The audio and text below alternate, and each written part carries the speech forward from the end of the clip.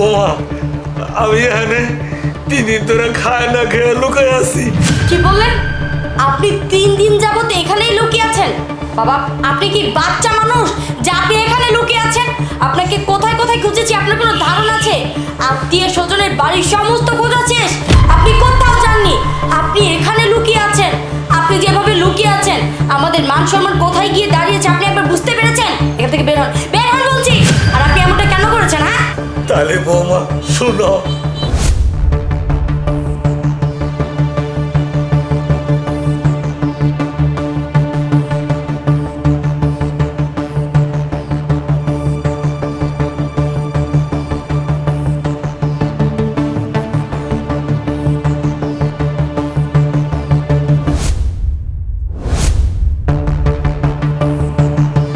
আমার আর একটুও ভালো লাগছে না।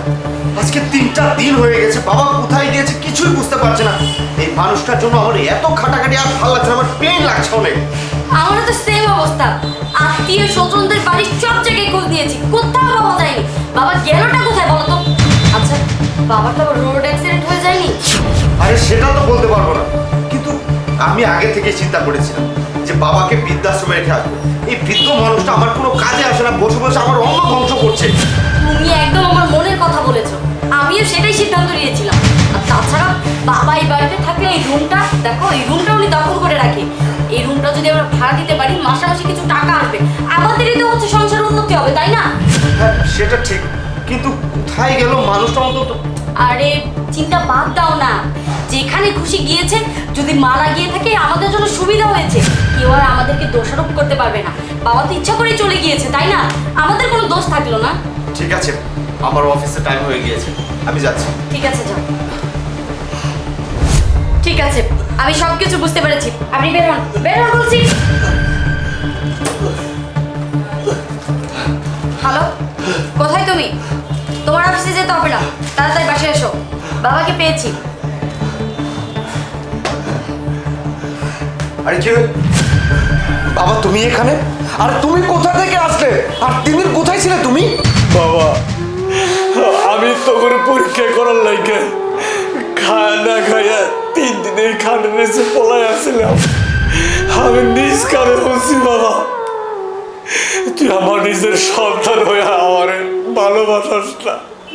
আরে ও নয় পরের বেটি, ও তো সবসময় আমার নামে কুদোয়া করে। আমি বুঝে গেছি আমি কেন তাড়াতাড়ি মরি না। বাবা, তুই আমার রক্তের সন্তান, তুই আমার একমাত্র সন্তান। আমি তোর সুখের লাগে কত কষ্ট করে দান করছি, জমি করছি, ব্যাংকে টাকা রাখছি। আর তুই তোর বইয়ের কথায় তুই আমার দেখতে পারিস না। আমার এই বয়সে বৃদ্ধাশ্রমে রাখে আমি। বাবা, বাবা যেদিন তুই সন্তানের বাবা হবি না, এদিন তুই তোর ভাবি তোর সন্তান যদি তোর বৃদ্ধ বয়সে এইভাবে জ্বালা যন্ত্রণা করে বৃদ্ধাশ্রমে রাখা হয়, তখন তোর কেমন লাগবো? আর আর তুই কি কইছস আমি যাতে তাড়াতাড়ি মরে যাই, তাই না বাবা? আরে আমি বললে তো তুই এইসব সম্পত্তির মালিক হবি, সুখে দুঃখে খাবি, কিন্তু একবার বাবার কথা মনে করস নাই?